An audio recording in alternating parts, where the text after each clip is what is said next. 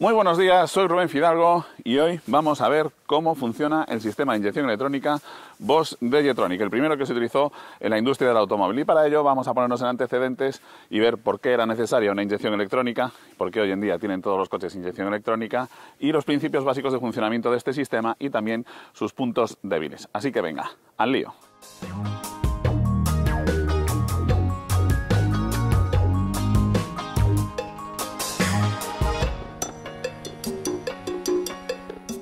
Curiosamente, el primer automóvil en montar un sistema de inyección completamente electrónico no fue un tope de gama ni un coche excesivamente complicado, sino que fue un sencillo Volkswagen Tipo 3 en 1968. Era la primera vez que se instalaba un ordenador en un automóvil. Y al ordenador me refiero a algo como esto, ¿de acuerdo? Esta es la unidad de control del sistema de inyección Bosch de Jetronic. Es una unidad de control completamente analógica. Luego veremos qué significa eso. ¿Por qué se desarrollan los sistemas de inyección electrónica? Bueno, pues principalmente por dos motivos. Se buscaba reducir las emisiones contaminantes y se buscaba reducir también los consumos, que son exactamente las mismas obsesiones que tienen hoy en día los fabricantes. Así que lo que os voy a contar hoy está plenamente vigente todavía en la actualidad. ¿Cómo mejorar los consumos y reducir las emisiones contaminantes? Bueno, pues muy sencillo. De lo que se trata es de dosificar con muchísima más precisión el combustible que aportamos al motor para que funcione. Y eso es lo que pretende este sistema Bosch de Jetronic. Así que vamos a ver cómo lo hace, ¿de acuerdo? Vamos a ver los componentes que tiene y cómo es su lógica de funcionamiento. Para ver cómo funciona el sistema de inyección electrónico Bosch de Jetronic me viene muy bien lo que tengo más a mano, que es este Citroën SM. ¿Por qué? Porque se fabricaron tanto en versión de carburación como de inyección, así que vamos a poder ver las mejoras que suponían la inyección electrónica. Concretamente, las versiones de carburación rendían 170 caballos, mientras que los de inyección ganaban 8 caballos, ¿de acuerdo? 178 caballos. Y los consumos se redujeron entre un 15 y un 20%.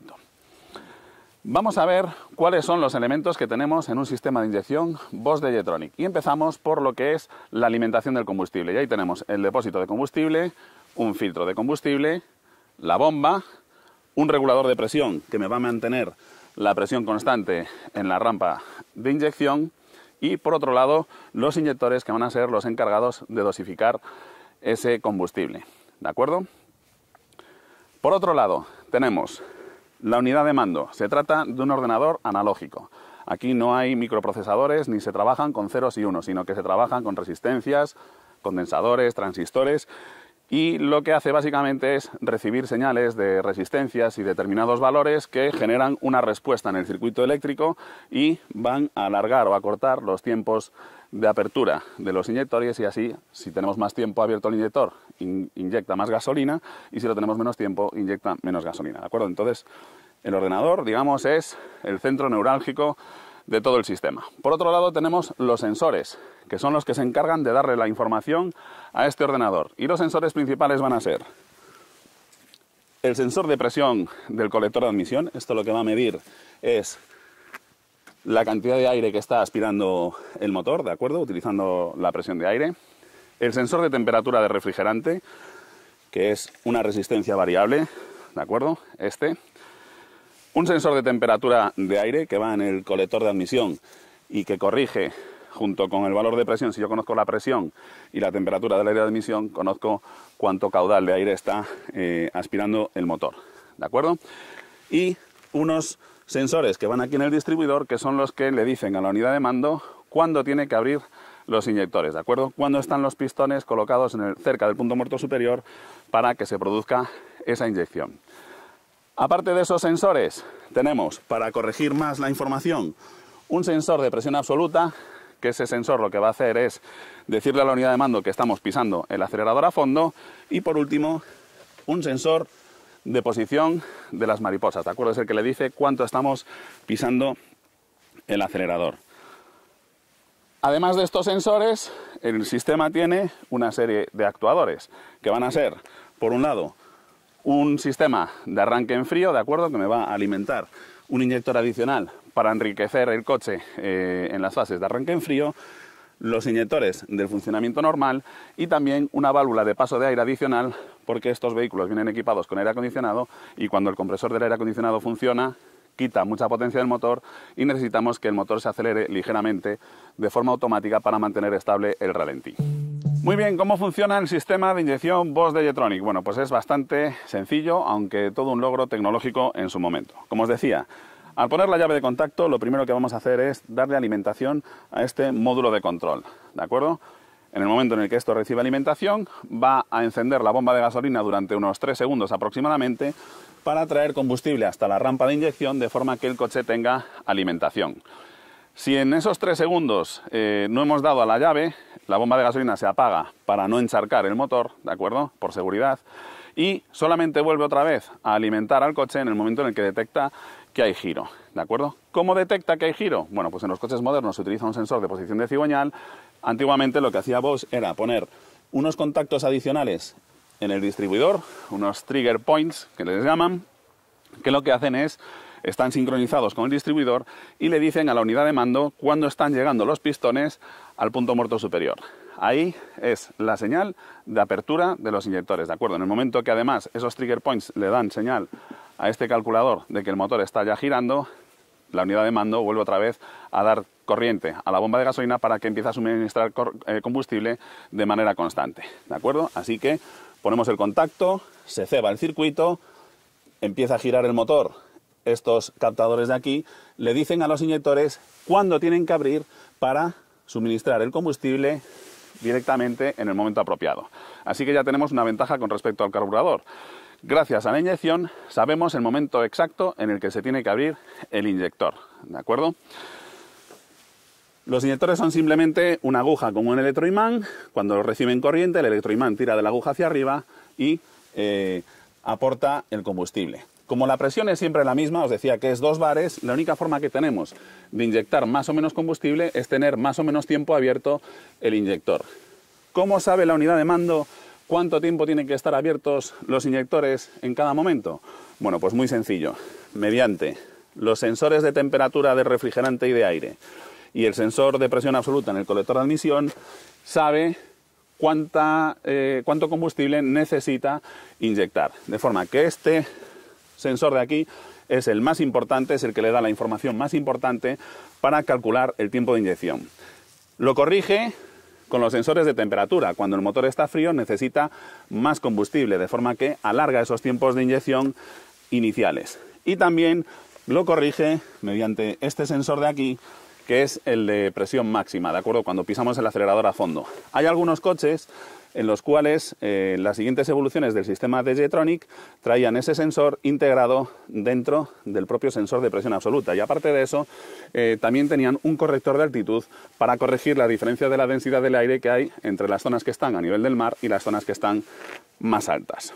Aparte de eso, el sensor de posición de mariposa también es otro dato importante para corregir el tiempo de inyección.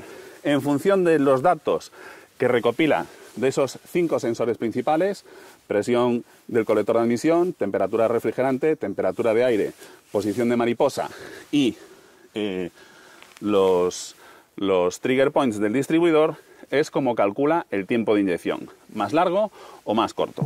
El único ajuste posible en el sistema de inyección Bosch de Jetronic es modificar el valor del CO, del monóxido de carbono que sale por el tubo de escape mediante este potenciómetro que está en la propia unidad de control.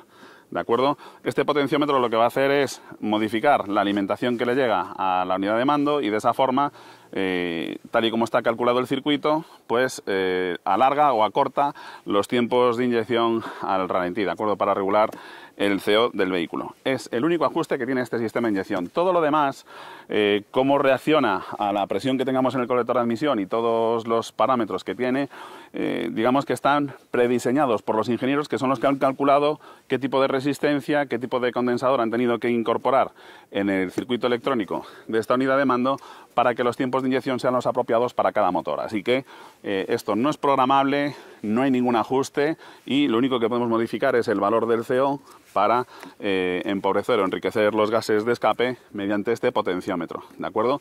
El resto no se puede modificar ningún parámetro. Bueno, hemos visto cómo funciona y cuáles son los componentes principales. Vamos a ver dónde están esos componentes en el vehículo. La alimentación a esta unidad de mando llega a través de un relé, que lo tenemos aquí. Cuando damos a la llave de contacto, alimentamos este relé, que es el que alimenta la unidad de mando. La unidad de mando va montada a los pies del pasajero, no porque no hubiera sitio en el vano motor para tener esta unidad de control, que ya veis que es enorme, ¿de acuerdo?, sino porque en el hueco de los pasajeros va más protegida de los cambios de temperatura, de la humedad, no hay los vapores de combustible que hay en el vano motor, etcétera, de forma que se colocó en un lugar bastante protegido. Y de hecho estas unidades de mando es muy raro que fallen, ¿de acuerdo? Normalmente fallan por una mala manipulación, por conectar una batería de 24 voltios para arrancar el coche, por invertir polaridades, etcétera. Pero, como digo, son unidades de control muy fiables. El siguiente elemento, el sensor de presión del colector de admisión, tiene un tubo que está conectado al colector de admisión y está montado aquí junto al vaso de refrigerante. Es importante que este sensor vaya montado sobre unos amortiguadores de goma, ¿de acuerdo?, para que no se le transmitan las vibraciones, ya que lo que hay aquí dentro son una especie de fuelles bastante sensibles para poder medir. Tiene una resistencia variable, lo que hace es, a medida que se va deformando ese fuelle, se mueve dentro de un solenoide y modifica la resistencia que le llega a la unidad de mando, ¿de acuerdo? El sensor de presión máxima o el de plena aceleración, que lo tenemos aquí, y también tiene que medir el valor de presión que tenemos en el colector de admisión, con lo cual va conectado con una manguera al colector de admisión, ¿de acuerdo? Los inyectores, que son estas válvulas de aquí, lleva uno en cada cilindro, ¿de acuerdo? Es un motor V6, con lo cual lleva 6 inyectores, más este inyector que es el inyector de arranque en frío, ¿de acuerdo? Aquí detrás tenemos la válvula reguladora de presión de combustible. Esto tiene aquí un tornillo que podemos ajustar la presión, y lo que hacemos es ajustar que aquí esté esto permanentemente a 2 bares de presión, ¿de acuerdo?, mediante esta válvula que regula la presión. El excedente de combustible lo manda de nuevo al depósito. El sensor de temperatura del aire de admisión lo tenemos aquí, en la caja del filtro de aire. El sensor de temperatura del refrigerante lo tenemos en esta culata, y después tenemos este otro sensor que es el que me activa el inyector de arranque en frío. Por último tenemos aquí abajo los platinos, los contactos que advierten a la inyección de cuándo tiene que abrir los inyectores, ¿de acuerdo? Van metidos dentro del distribuidor y no están a la vista más que los cables de conexión. ¿Cuáles son los puntos débiles del sistema de inyección Bosch DG-Tronic? Bueno, pues el primero de ellos son los manazas, ¿de acuerdo? Es muy fácil que estos sistemas se los cargue uno mismo intentando repararlos cuando no conoce ni sabe cómo funcionan correctamente. Las unidades de control es rarísimo que fallen, ¿de acuerdo? No tienen piezas móviles, lo que sí que tienen es que envejecen, ya que dentro llevan unos condensadores electrolíticos, y los condensadores electrolíticos van perdiendo capacidad con los años, de forma que hay algunos que recomiendan sustituir esos condensadores electrolíticos en estas unidades de mando después de ciertos años, ¿de acuerdo? Hay las dos creencias, los que creen que es mejor hacerlo y los que opinan que los condensadores electrolíticos que se fabricaban hace 50 años tienen muchísima más calidad que los componentes electrónicos que hay en la actualidad, con lo cual, una vez que sustituyes estos condensadores, vas a tener que utilizar condensadores modernos que tienen una vida útil muchísimo más corta que la que tenían en su día, así que a juicio de cada uno. Este elemento también es raro que falle, ¿de acuerdo? Al final son piezas que no tienen un trabajo físico, lo mismo que los captadores de temperatura. Esto es una resistencia variable, lo único que puede suceder es que se queme la resistencia, ¿de acuerdo? Con lo cual, no son elementos que suelen dar problemas. Los principales problemas van a estar en las piezas móviles, que sí que están sometidas a mucho desgaste.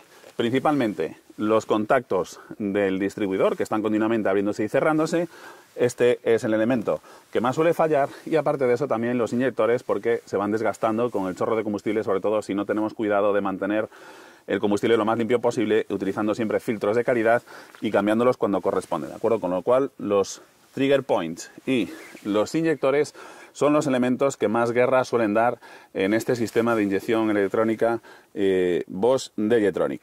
La mayoría de los fallos que hay en los coches de inyección vienen no por el sistema de inyección, sino porque tenemos tomas de aire en los colectores de admisión, ¿de acuerdo? De forma que, como esto básicamente calcula el tiempo de inyección en función de la presión que mide este aparato, si la presión que tenemos aquí no es la correcta, porque entra aire por algún tubo que está rajado, porque el asiento de los colectores no está bien y entra aire por ellos, en fin, cualquier entrada de aire adicional lo que hace es decirle a este sensor que aquí hay una presión que no es la que debería haber para las revoluciones y la posición del pedal del acelerador a la que está funcionando el coche. De forma que lo normal es que estos coches, en cuanto tengan tomas de aire, van a trabajar con una mezcla mucho más rica de lo que deberían, ¿de acuerdo? No es por un fallo en este sensor, insisto, sino que es porque realmente la presión en el colector de admisión no es la adecuada. Así que mi consejo es, antes de empezar a tocar nada de la inyección, verificar que no hay absolutamente ninguna toma de aire en el sistema de admisión del vehículo. Ya para rematar, el último punto débil y tal vez el más importante son las gomas y conductos de combustible, ¿de acuerdo? Todas estas tuberías que llevan combustible se estropean con el paso de los años y sobre todo con los combustibles modernos que llevan un porcentaje de alcohol que ataca a las gomas. Cualquier fuga de combustible acaba en un incendio.